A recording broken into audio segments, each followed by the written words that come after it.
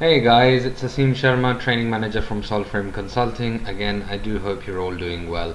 A brief video on how to forgive people and move on. I'm not going to say forget because although we have that term forgive and forget, in my experience, and I think a lot of you guys would also be able to relate to this, forgetting is not always that easy. So let's talk about the practical aspect.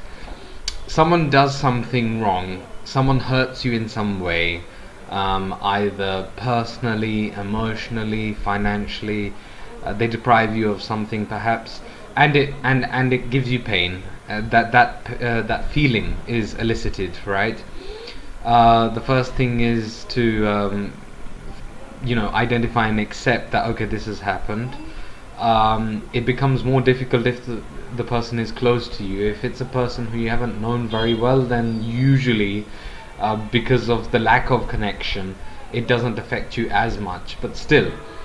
So trying to forgive someone, it may be something as simple as saying, okay, I haven't understood exactly why you did this, and I can't enter that weird mind of yours, but it happened, and now these are the steps that I've taken to maybe disassociate myself from you or move on, whatever the case may be.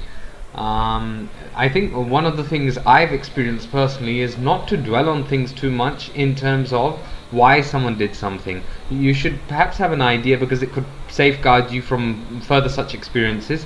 But then, if you remember one of my previous videos about success and failure, always worrying about taking that risk and what the consequences may be. Excuse me.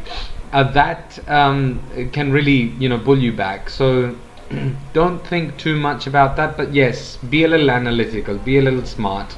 So, for instance, if someone lied to you about something, try to briefly introspect and retrospect and see that, look, were there certain factors or circumstances or tell signs that the person was not honest right from the outset, or was it someone else who influenced them, or what exactly happened? But don't think about it too much. Now, moving on, if you forgive someone, these according to me, these are two separate elements, because you could forgive someone that okay, I'm not going to hold that amount of animosity against you, that this is what you did to me. But moving on, it depends on what the effect is on you, and I've mentioned this before. So if it's a major effect, of course you're going to be continually reminded until you're able to escape that somehow, that someone wronged you. It's as simple as that. Again, being more resilient in the face of adversity, in terms of either looking for a new opportunity or surrounding yourself with positivity. That may be self-reflection, it may be finding a new skill to work on and focus on, it may be working on your weaknesses which led to this in the first place. It could be any of these things. And then just making sure that okay, this is what's happened, this is what I can do to prevent it from happening, but it's not a foolproof method. It may still happen, it may take form in a slightly different way, and then looking forward to the future. And if you happen to encounter that person again, you can be professional with them, you should be, but you don't have to be nice to them. So you could just say, look, I really I don't want to talk to you. I just don't want to talk to you, and I don't even need to give you an explanation why. It's as simple as that. So I don't think we should always be judging ourselves and comparing ourselves to some people who may say that, look, this person is very humble, despite X, Y, and Z happening to him or her. They were still able to look at someone in the face and speak to them or have a normal conversation. If you're not comfortable with that, if it hurts you, then you need to take a stand for yourself, and that is another form of assertion and self-respect, okay, self-esteem. So I'll give you a very quick example. One person who I was working with briefly on a project, I wanted to speak to him, and he had encouraged in a meeting that we should reach out to him, so I tried. He just ignored me and then kicked me off the project. without even acknowledging me, and I got to know in a very strange way, because I lost access to what we were doing, and then I realized, what's happened.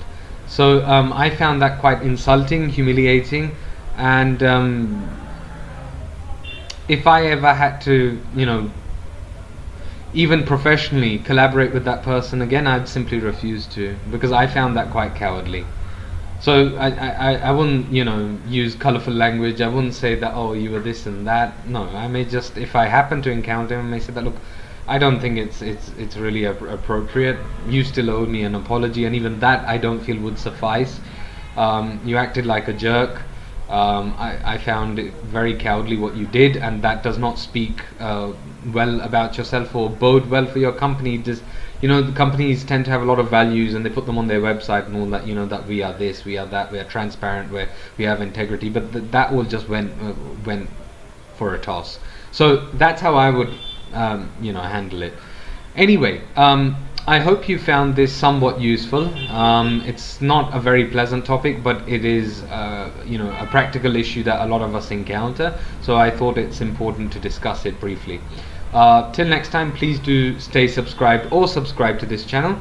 If you have any questions or comments, as always, please mention them below. I will try to answer them. You can also find us on Facebook, Instagram, LinkedIn. I put written posts there which you may find useful, and of course Telegram. Till next time, please do take care.